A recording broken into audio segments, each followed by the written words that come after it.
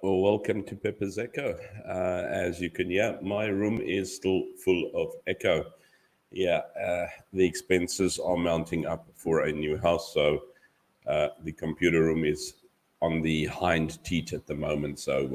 Welcome to Pepper's Echo. Still, my name's Andre, and thank you for joining me. If you're joining me live, thank you very, very much, and welcome. If you're joining me on the rerun, thank you very, very much. I have tried to move the camera from there to there so that hopefully I can look at you when I'm talking to you now as such. A very welcoming evening this evening, and I know I have a lot of grooming to do and tidying up to do myself as well. Maybe this evening as well. We've had a super, super long weekend. I have been as sinused up as anything, so maybe it's not such a long echo tonight. I don't know. It depends on how the chat goes and what we say and what we do. First of all, let me get through the formalities of please like and subscribe to this channel and share this video far and wide. It's the only way that I can get my message out there. And big hello and a shout out to Linda. How are you this evening, Linda, or this afternoon in SA over there? Wonderful to see you and that again. And then if there is anything that you would like to be discussed or have discussed on the live echo, please drop me an email at peppersecho, PEPRSECHO at gmail.com. No double P, no E. It is like that. I forgot the original password for the original mail. So my fault there. Yeah, my bad. Doesn't have to be political, doesn't have to be motivational, can be anything of interest, doesn't have to be Cambodian, doesn't have to be South African, can be any subject. And yes, it is my fault that we do not have Pastor Carl on yet, because he is ready for it, and so am I. And I have not given him the thing. Having a lazy Sunday afternoon. We've had a lazy 4 days. 4 days. So wonderful. I've been pretty lazy myself as well. Pretty lazy in the way that I've actually been sick with a bit of sinus. So if I sound like I'm talking through my nose, I'm sorry, guys. I'm talking through my nose a little bit badly there because it's a little not so good up there. But otherwise we've had what you call the water festival. It's when the river rises and it changes. It's one of the only rivers in Cambodia, is the Mekong River, that actually changes direction. So the flow is flowing this way, and because of the rains and everything, it actually changes from flowing this way to flowing that way. And water festival for all the crops and everything, etc. So they have 3 days of that. That was Thursday, Friday, and Saturday. So Thursday and Friday, we did not have school. That was really, really great. I hope you're not hearing too much of a buzz sound. I have a fan on here. Even though it's 7:15 at night, it's still about 32 degrees. So I am melting away over here at this very time and moment. But yes, so be it as such. My week as such has been never want to say challenging, because the other day I said, you know what, challenges are options. So it's been a very opportunistic week, if I can put it that way. You know what, challenges are opportunities waiting to happen. Yeah, so I have, been waiting for my opportunity to get hold of Pastor Carl to actually have a good discussion. And life has happened, so I haven't done that as such. Ina says no sound. No sound?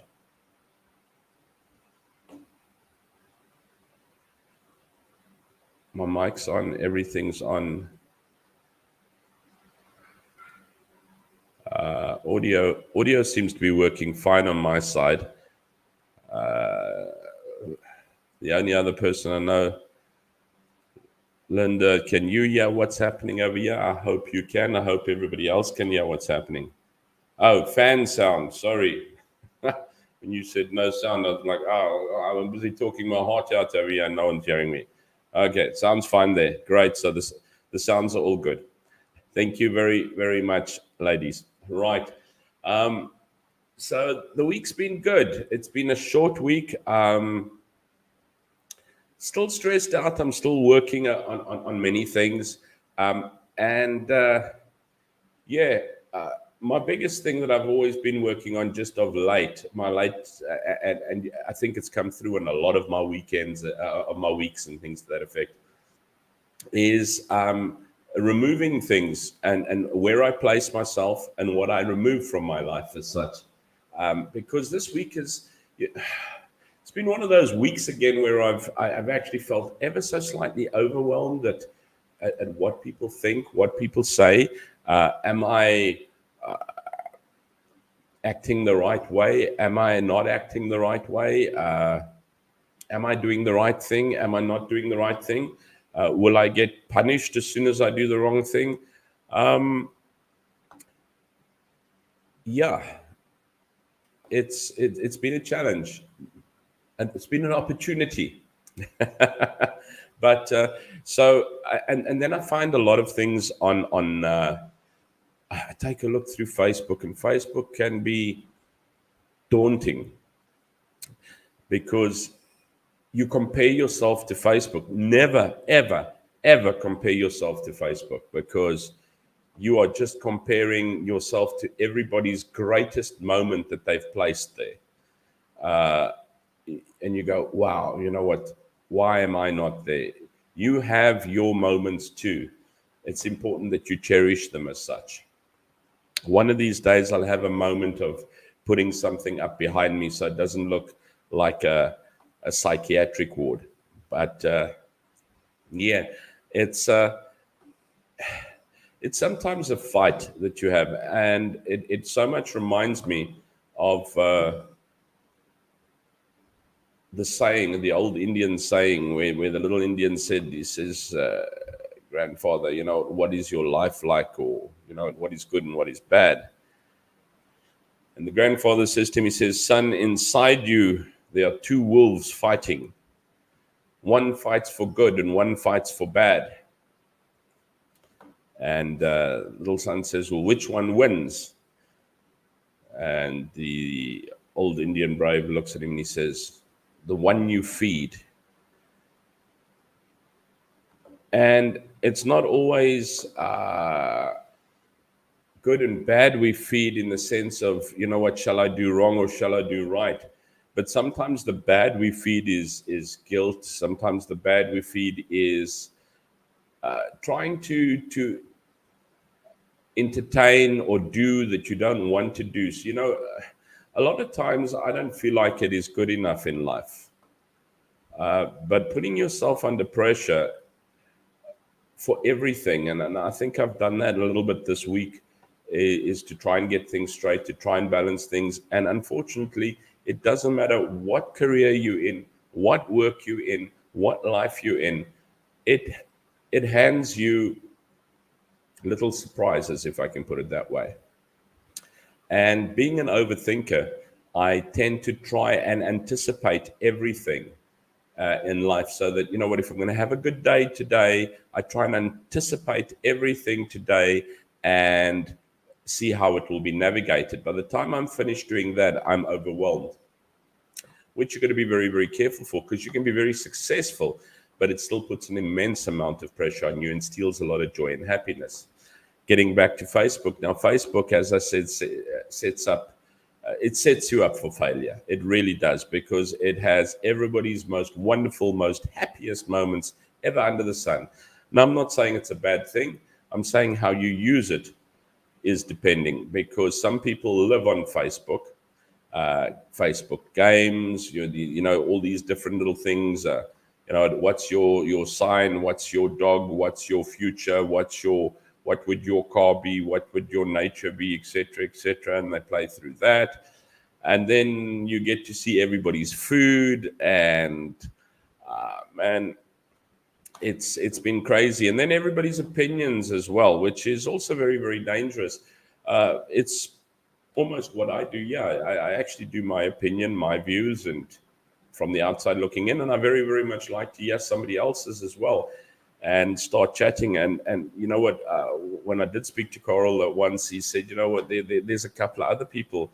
There's Pastor Colin, who does a lot of children's outreach and has done a lot more that we can actually talk about and see what's cutting there. I know Coral would like to look at the fact of, and I would like to look at that fact of where we talk about the suffering of a Christian. You know, we try and live. There's a song by Casting Crowns called Between the Altar and the Door. And you know what? When you get down to say your prayers, and when you get down to having your quiet time and making your commitments and praying for people, for yourself, and thanking and everything like that, it feels so real. And, you know, your intention is so genuine. And it only takes about 15, 20 minutes there afterwards, and it's right out of your head. If you ever get to listening to Casting Crowns, the song is Between the Altar and the Door. And it basically talks about the fact that, you know, when you're there, there is so much. When you're in church on Sunday, when you're listening to church on Sunday, if you get to listen to church on Sunday, because you sometimes prioritize everything else. You know, you prioritize friends, you prioritize, you know what, everything else takes that priority. And we spoke about priorities already last weekend, so I'm not actually going to go through them again this time. But you end up with moving from the altar to the door, and between there, it seems to like forget about it. When you move from church to outside, I know I used to be in retail. I used to see people come out of church and become the meanest, vilest, most poisonous snakes ever walking into a retail store. And I think, you've been where? You've been where? And you just walk in here. How do you justify your behavior? Of course, it bothers me sometimes about, you know what, am I that person? And I actually found something, because I'm very, very cautious about what I find, because you can find a dime a dozen sayings and a dime a dozen, quotes and everything. And this quote, I don't know who it belongs to. I did find it, and I don't know what it belongs to, but it says, I once asked a very successful person to share their secret with me.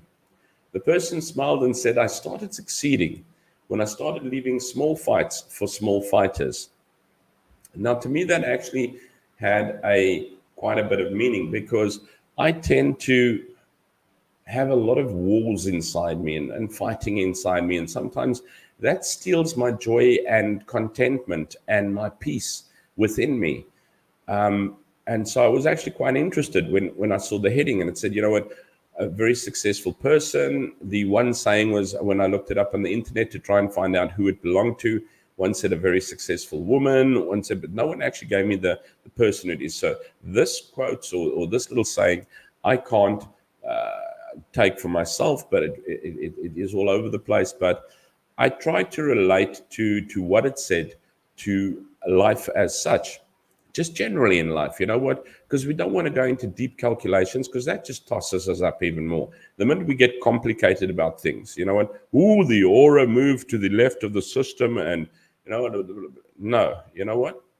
I stopped fighting little fights, because little fights clog up the way for actually just diffusing the bigger ones as such. So we took a look at that, and the next thing it says, I stopped fighting those who gossip about me. I stopped fighting those who gossip about me.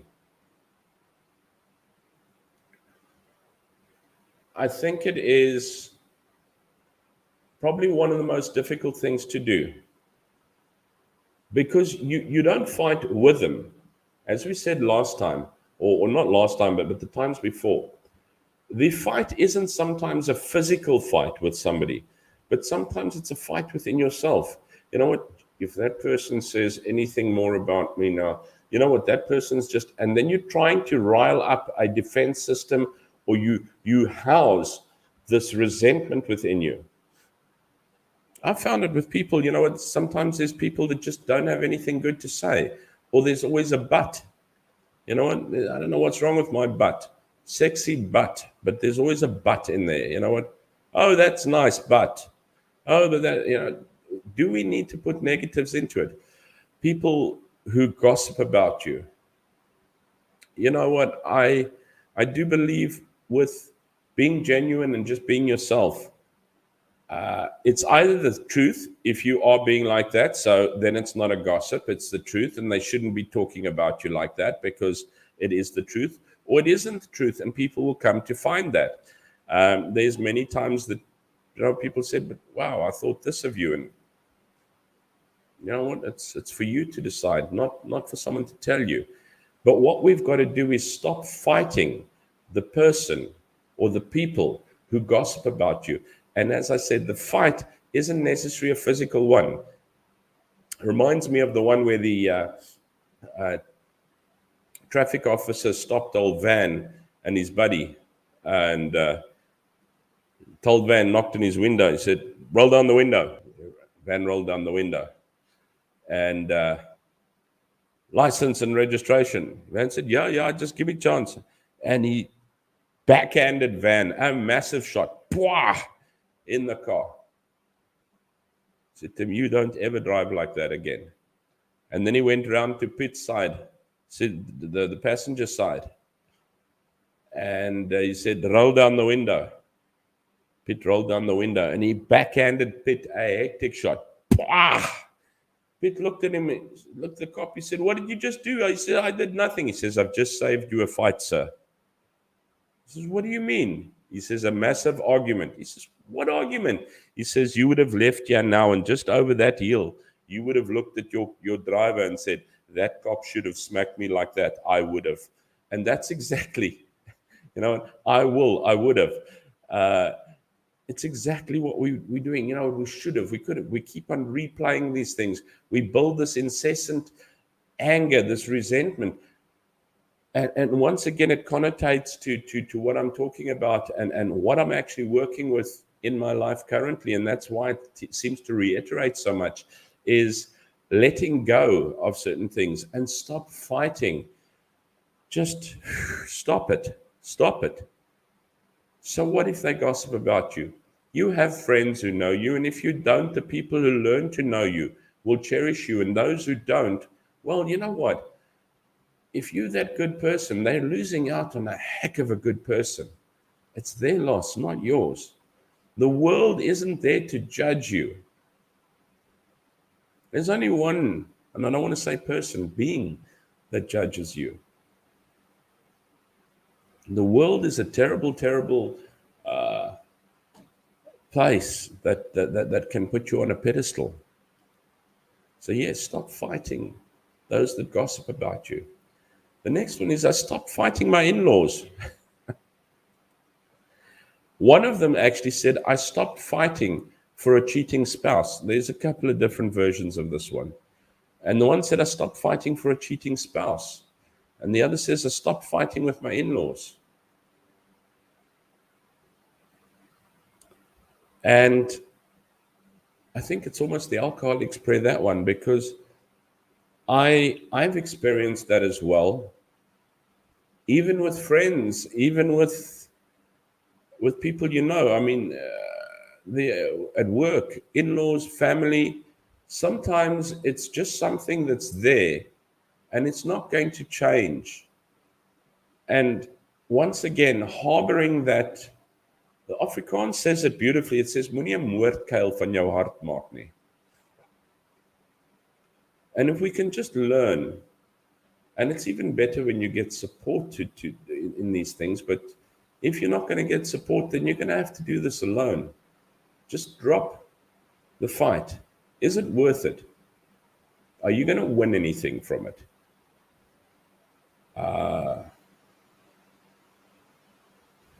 It's not going to change. If your spouse loves you any less because of your in-laws, do they really love you?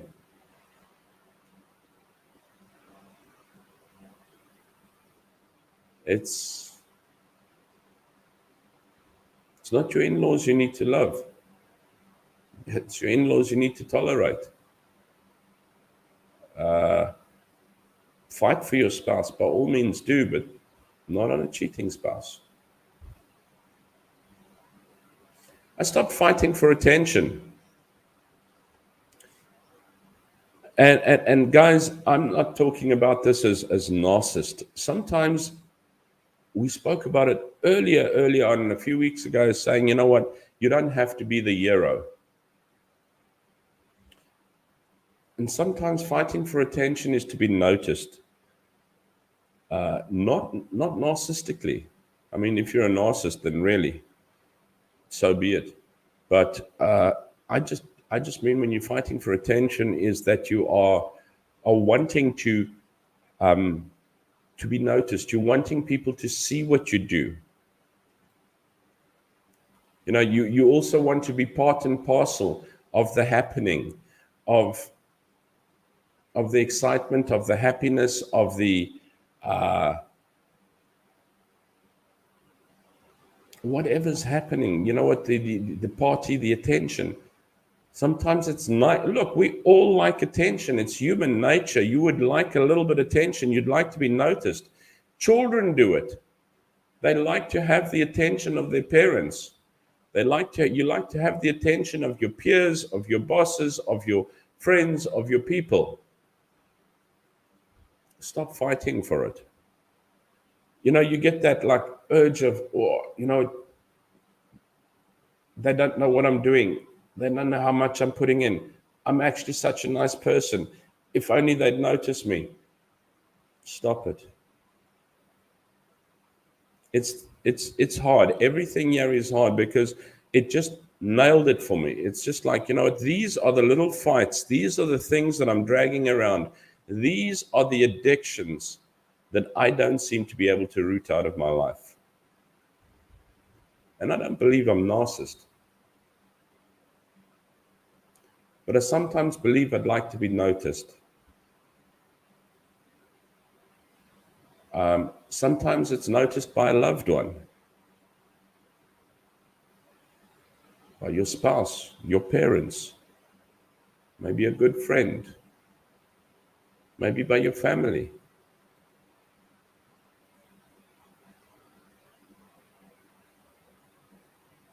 I don't know, sometimes you just got to stop fighting for it and work. I stopped fighting to meet people's expectations of me.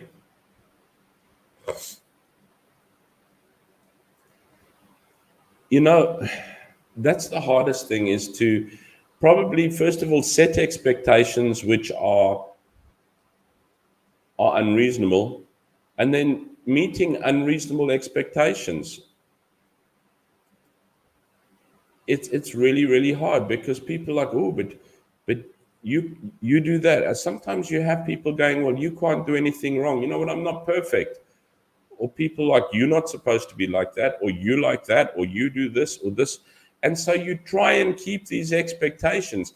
One of the worst things that I've found is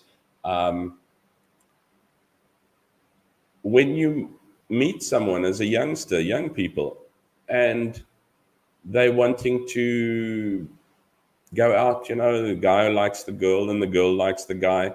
And so we do more than what we should do, or not more than what we should do, but more than what we're prepared to do, more than what we are. We actually change ourselves due to the opposite person's expectations. And you can only keep that up for so long. And I think that's possibly and I'm not saying it is, I'm no researcher, no psychologist or whatever, but I think it's also possibly one of the reasons for a high divorce rate in the world these days, is because when people get together, they are so more willing to sacrifice, to change, to bend themselves to the other's expectations and not to their own comfort zone. I'm not saying be manipulative or be selfish or anything like that, but just be you. And you're so busy not being you and being what the other person wants, and you can only carry on with that for so long before that makes you terribly, terribly unhappy, and then you can't do it anymore. And that's when the splits end up going. You find the right person once you stop trying to be what the other person is looking for. I was always very careful, do I smoke? Don't I smoke? Must I do that? And the day that I actually was just me and I met my wife and I said, well, I smoke and that's me and that's how you are. She has become a little bit more difficult lately in it, but I think it's just age. But otherwise, that's how you met me and that's how you found me. And this is what I did. I have friends who work differently, and what I do with this, and I'm saying, as long as you're comfortable and you're prepared to do it for the rest of your life, that's okay. It's not a problem. But don't do what you're not prepared to do for the rest of your life, because you'll never be there for each other. You'll never have a line in common if your expectation is different or if your deliverance is different. And it's the same with people around. If you go to work and you're trying to be different to what you actually are. I often was like, oh, I've got to be this like real hard ass person. And I'm not. I'm actually quite a nice person, if you want to put it that way. And I thought, well, that's the biggest sign of weakness under the sun. Until I realized, you know what, being a nice person is not a problem. I can be a grumpy person as well at times. I am a very calculating person.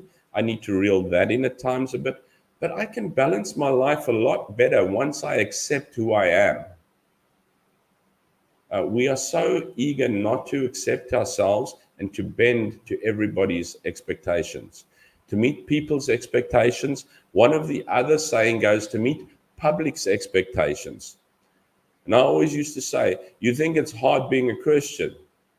The expectations that God or the Bible puts on you, buddy, is nothing compared to society's expectations on you. So weigh that up, and then decide which is harder again.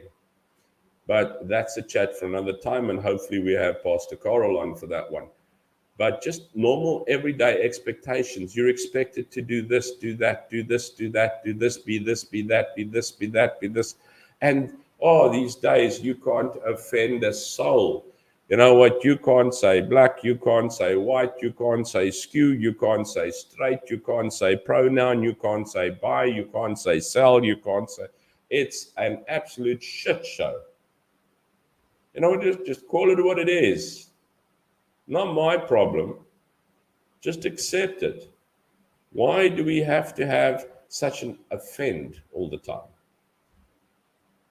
I stopped fighting for my rights with inconsiderate people. Now, this one said I stopped fighting for my rights with stupid people. I like the fact of inconsiderate people because you can't always say that everybody is inconsiderate. Everybody is stupid.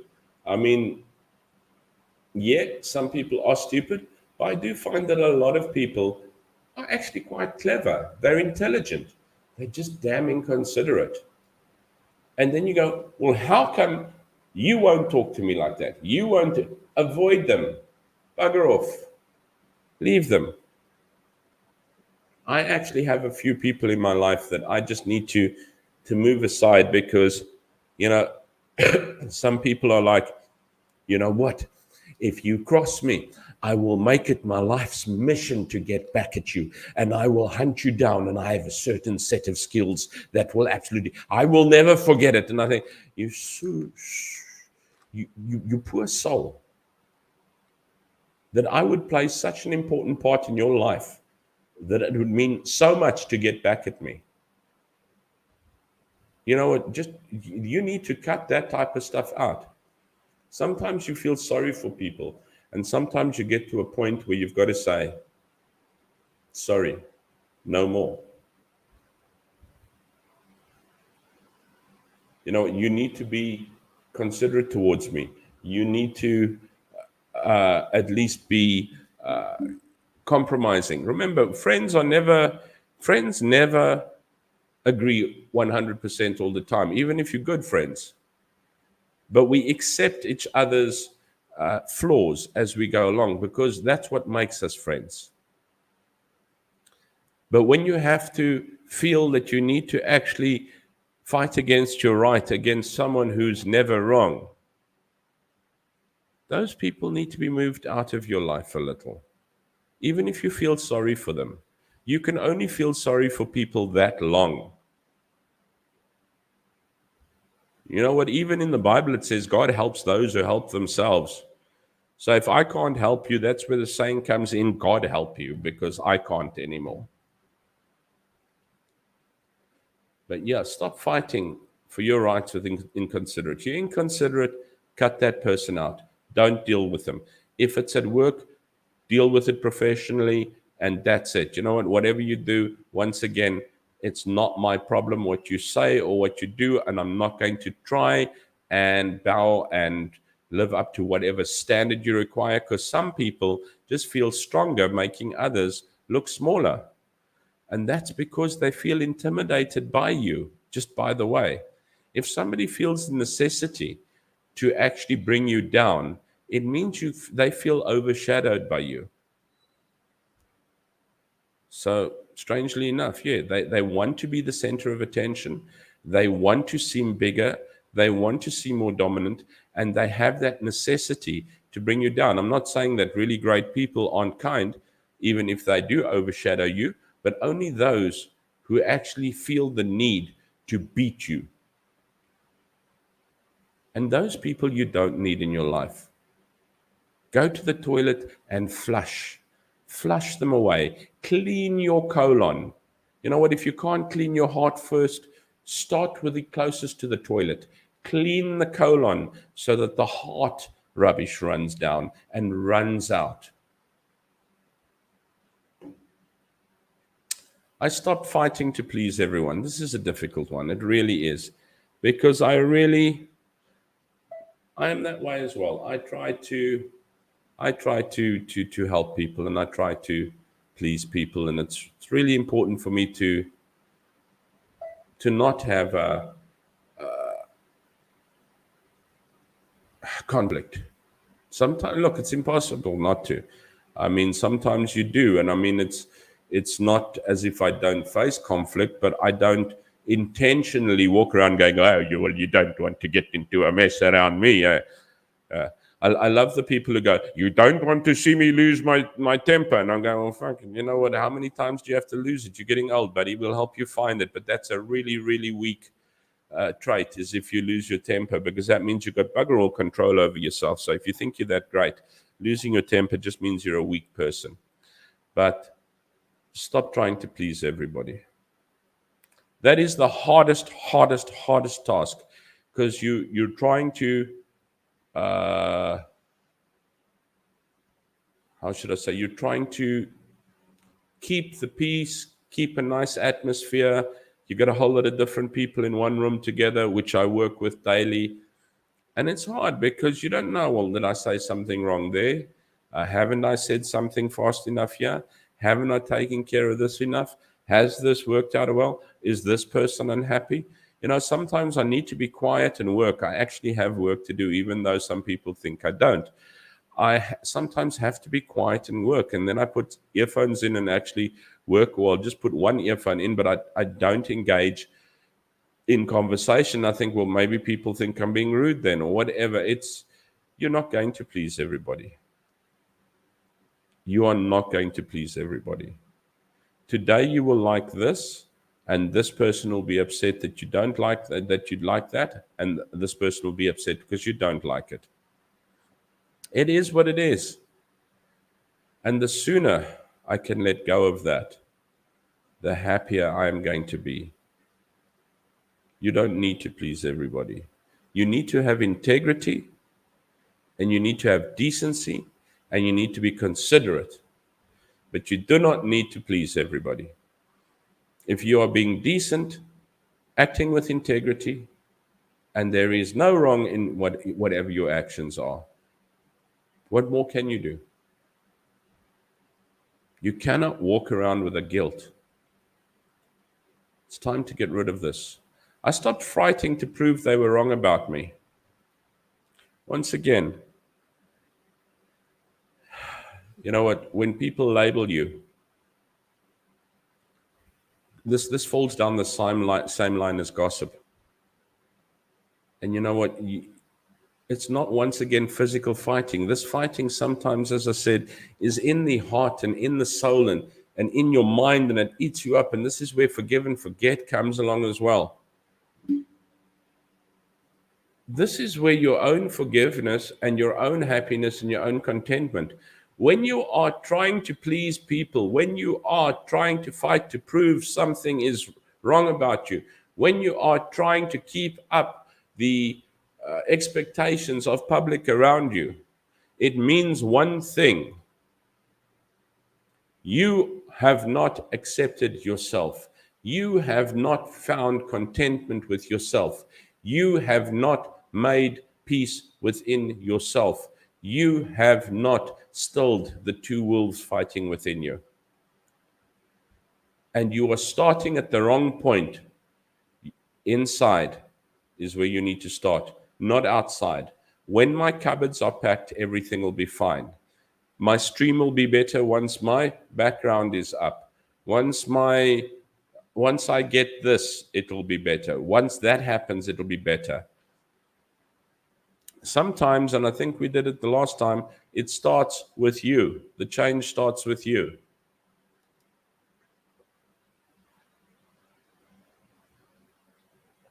Sorry, have sore throat. But stop fighting to prove that people are wrong about you.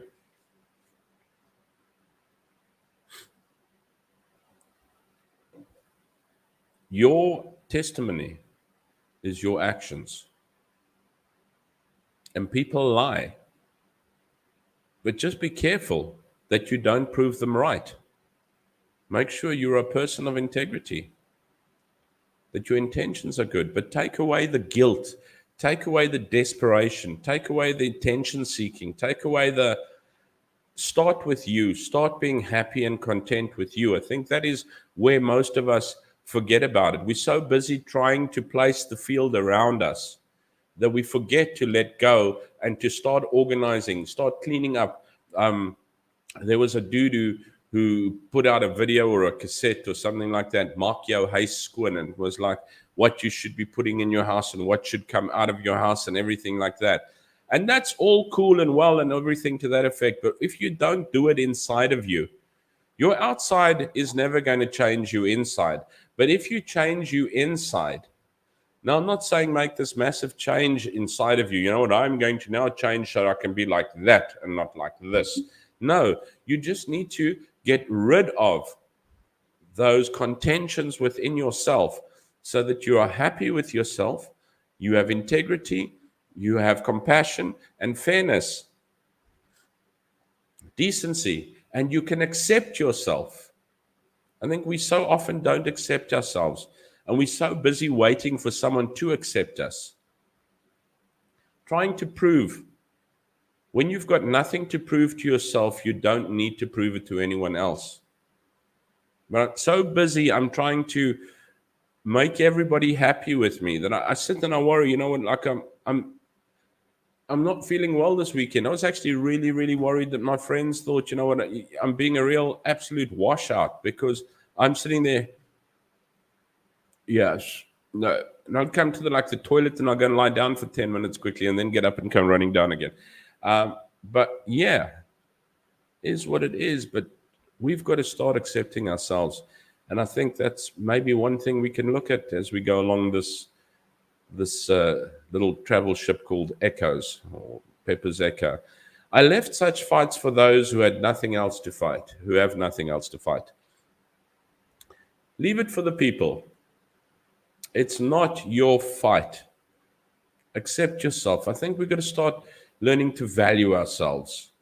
I think we've got to start caring for ourselves. You know what? You might not be the youngest, best looking person. You might not be the prettiest. You might not be the thinnest or whatever. But you can feel good about yourself. The actions in which you do things. I always said to my wife, I said, you know, it's not what you look like. It's that you act like a lady. Because you can have supermodels acting like freaking bar woman. No, I don't want to say bar woman because you can get some ladies that go to a bar. But, I mean, it's really roughnecks. And they can really look good, but they can be such rough things that they're like, whoa. And then you can get someone who's like a plus size model, but she's such a lady that, wow, they look better than some stunners. It's not It's not what you look like. It's how well and how confident you are in yourself. And confidence comes when you accept yourself. If only I could live by what I say.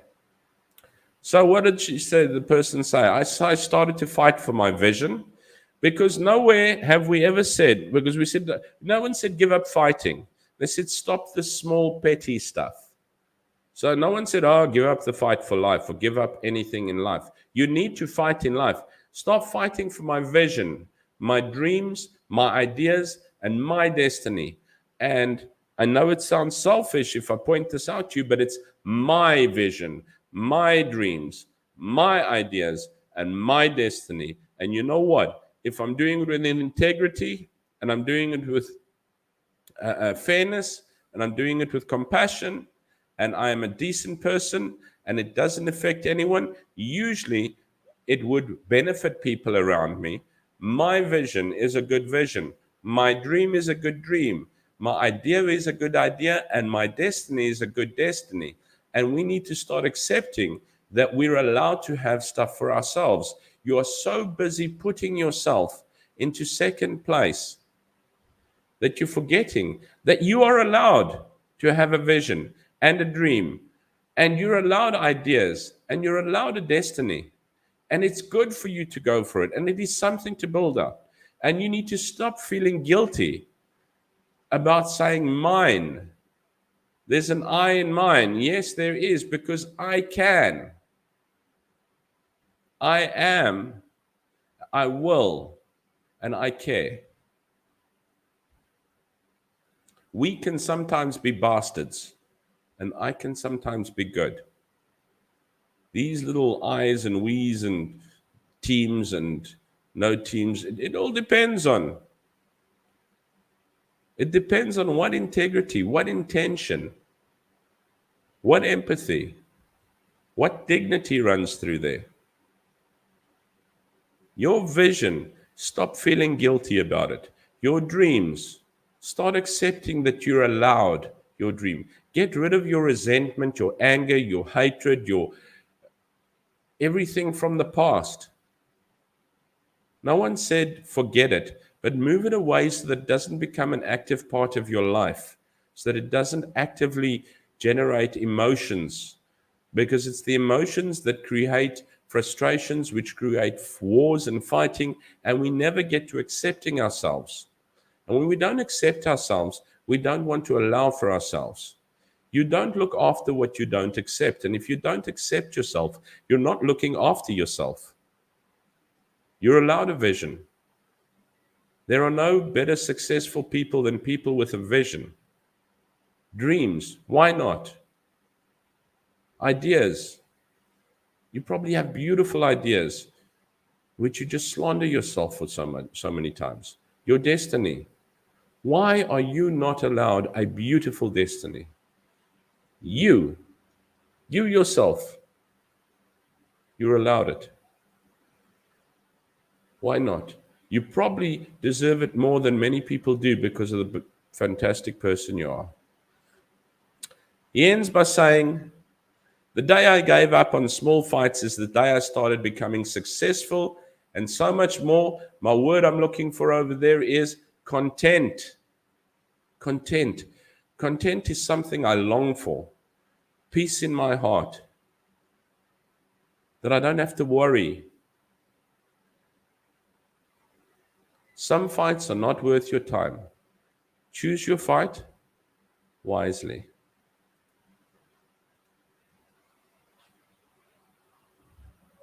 Wisdom comes with time? No, it doesn't. Wisdom comes with experience? Yes, some does. Wisdom comes with discernment and knowing. Ask for it. It will be given at the right time. I'm like, why am I where I am? Because that's where I'm supposed to be. Why am I supposed to be here? I have no idea just yet. But at the moment, I need to get used to thinking about me. Saying, yes, it's okay. Because probably you've got to cross that bridge before you can be trusted with somebody else. You need to be trusted with yourself. Trust yourself to let go, to breathe, to enjoy, and handle your challenges, your opportunities, as they come along.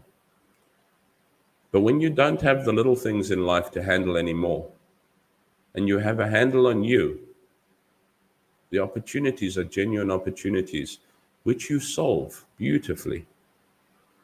As you travel towards your vision, your dreams, your destination. May it be a good one, and may this week be an absolute stunner for you guys. Thank you very much for watching. Take care. Be good.